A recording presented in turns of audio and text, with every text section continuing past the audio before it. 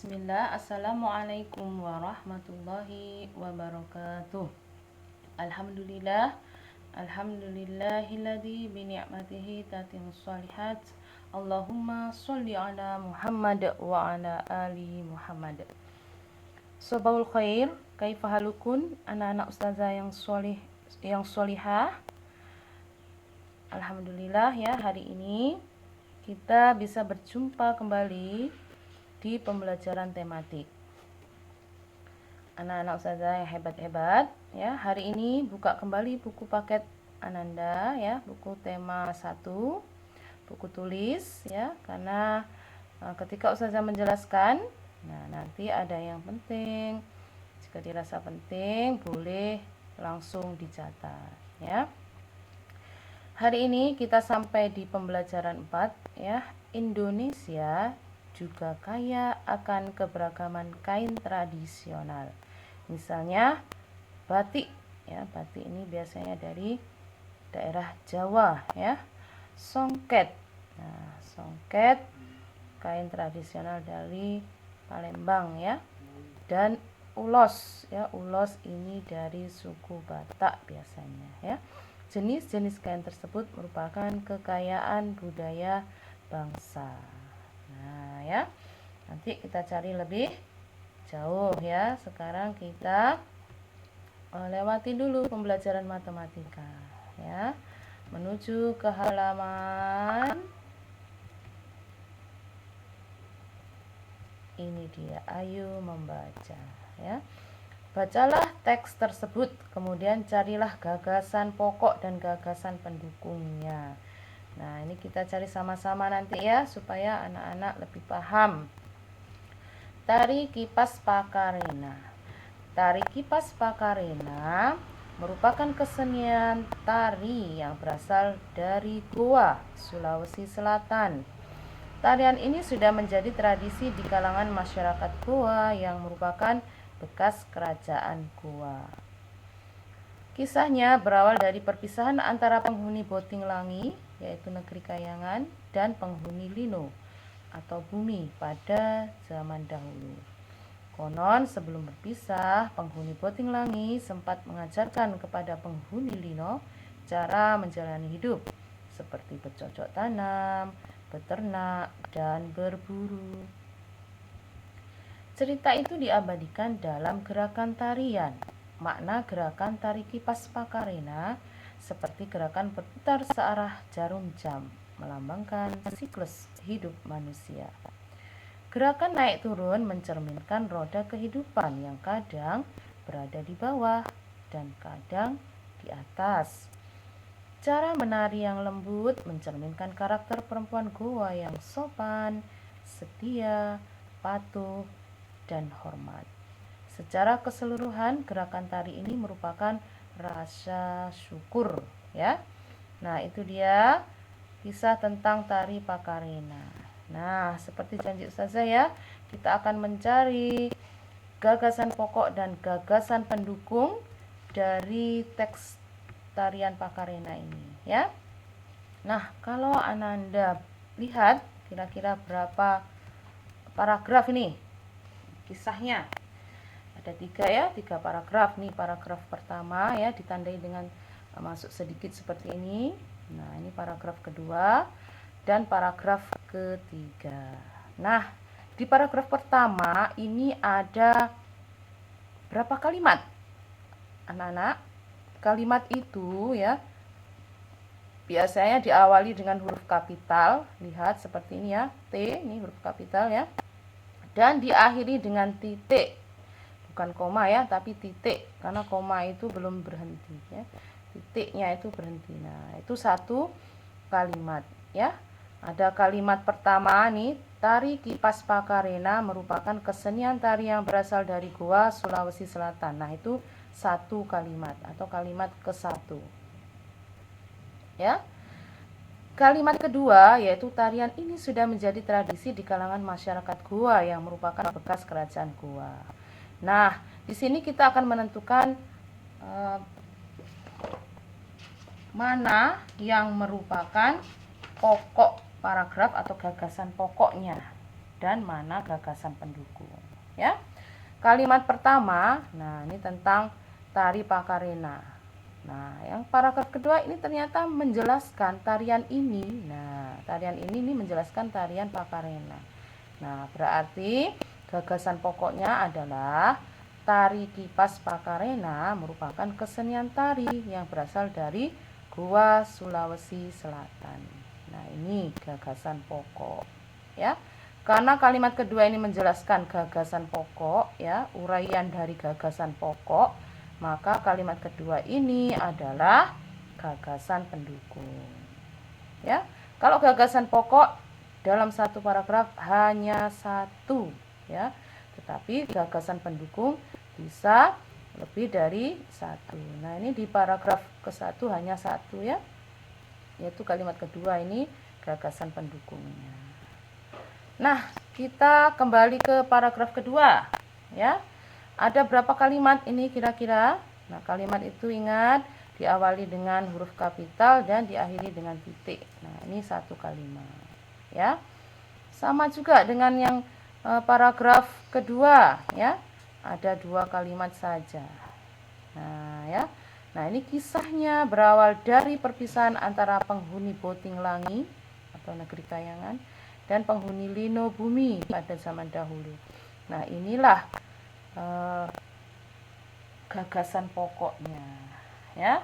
Nah, kalimat selanjutnya, konon sebelum berpisah, ini kan menjelaskan tentang kisah tadi, ya, kisahnya ini. Nah, konon sebelum berpisah, nah ini adalah gagasan pendukungnya, ya. Yang ketiga, paragraf ketiga, nah ini lebih banyak kalimatnya. Kalimat pertama nih, dari cerita itu diabadikan dalam gerakan tarian. Itu kalimat pertama, ya. Dari awal nih sampai titik. Nah, ya. Kalimat kedua, makna gerakan tari kipas ini sampai titik. Nah, itu kalimat kedua.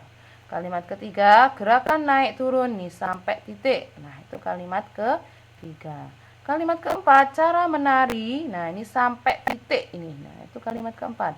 Dan kalimat terakhir, kalimat kelima, secara keseluruhan gerakan tari ini mengungkapkan rasa syukur. Nah, ini, ya. Kalimat yang kelima. Nah, mana gagasan pokoknya kira-kira, ya? Nah, gagasan pokok biasanya berada memang di awal paragraf, walaupun tidak semuanya. Nah, tidak semuanya, tetapi kebanyakan, ya, lebih seringnya. Nah, seperti paragraf sebelumnya tadi, nah ada di awal paragrafnya. Nih, cerita itu diabadikan dalam gerakan tari. Cerita mana? Cerita tentang kisah tadi, ya. Kisah penghuni Botinglangi tadi. Nah, kalimat kedua dia menjelaskan gerakan tadi, gerakan tari. Nah, ya. Berarti sama dengan paragraf sebelumnya, maka gagasan pokoknya ada di awal paragraf, yaitu ini kalimat pertama, ya.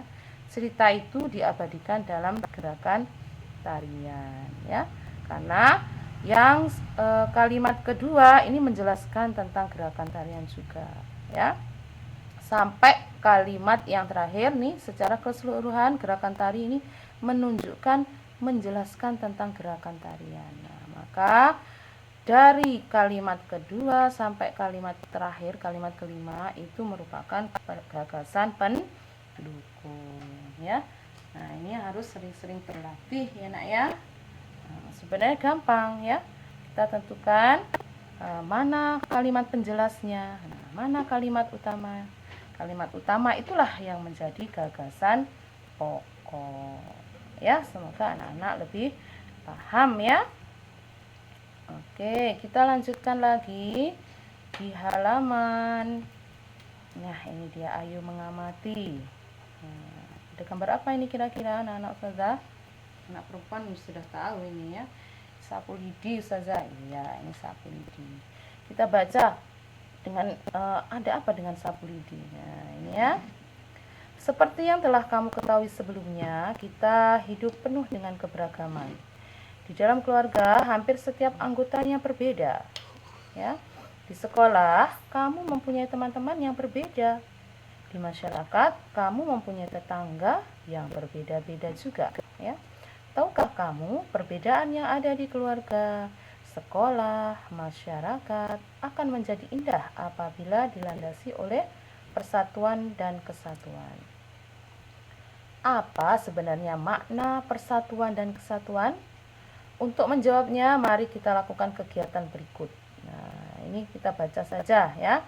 Ambil sebuah lidi, satu buah lidi ya. Cabut sebatang lidi dari sapu tadi ya. Gunakan sapu dan batang lidi tersebut untuk menyapu, yang cuma satu tadi. Nah, ya. Bandingkan hasilnya jika kita menyapu dengan banyak sapu lidi. Nah, kira-kira bersih yang mana? Pastinya bersih yang menggunakan banyak sapu tadi ya, dibandingkan hanya satu sapu lidi ya. Nah, ini kaitkan jawabanmu dengan keadaan masyarakat Indonesia yang berbeda-beda ya. Pada umumnya sapu lidi digunakan untuk menyapu. Bisakah sebatang lidi digunakan untuk menyapu? Tentu saja tidak ya. Untuk mengangkat kotoran satu aja tidak akan bisa ya. Lidi dapat digunakan untuk menyapu jika terdiri atas beberapa puluh atau ratus lidi yang diikat cukup erat menjadi satu. Dengan menyatukan lidi-lidi dalam satu ikatan akan tercipta kekuatan yang besar. Jadi, persatuan dan kesatuan dapat diartikan kumpulan bagian-bagian yang dipersatukan. Hal itu merupakan bukti pentingnya kekompakan dalam mewujudkan persatuan. Dengan demikian, persatuan tidak mementingkan kepentingan diri sendiri atau kelompok ya, tetapi lebih mengutamakan kepentingan umum ya. Seperti di dalam kelas ya. Anak-anak menginginkan pelajaran matematika misalnya ya. Tetapi teman-teman yang satu kelas yang lainnya menginginkan pelajaran tema misalnya. Nah, jadi anak-anak mengorbankan keinginan anak-anak tadi ya, yang cuma satu orang tadi. Nah, untuk belajar matematika ya, karena satu kelas pengennya belajar tema. Nah, seperti itu contohnya ya. Nah, ini ya, ayo kita temukan contoh-contoh lain sikap persatuan dan kesatuan dalam keberagaman. Ya, silakan nanti ini menjadi tugas anak-anak hari ini ya. Contoh sikap menunjukkan persatuan dan kesatuan dan sikap tidak menunjukkan persatuan dan kesatuan ya. Silakan nanti dikerjakan di buku tulis, setelah itu difotokan dan dikirim di GC ya. Nah, itu tadi pembelajaran 4. Kita lanjutkan pembelajaran 5 ya. Apakah kamu masih ingat tentang cerita pawai budaya? Masih ingat dong ya. Baru kemarin ya. Suku apa saja yang kamu ingat dalam pawai tersebut? Ada suku apa, masih ingat? Masih dong ya, ada Maluku, ada Bali ya. Seperti itu. Sekarang kita akan mengenal salah satu suku yang ada di Indonesia, yaitu suku Minang. Ini banyak anak-anak saya yang orang tuanya berasal dari suku Minang. Nah, di sini ada teks suku Minang. Nah, tugasnya anak-anak membaca mandiri ya, boleh dalam hati atau boleh dengan suara yang nyaring. Nah, ini ya, apa saja sih informasi yang ada di dalam teks tersebut. Nah, tetapi tidak perlu ditulis ya. Nah, tidak perlu. Anak-anak cukup tahu saja apa sih.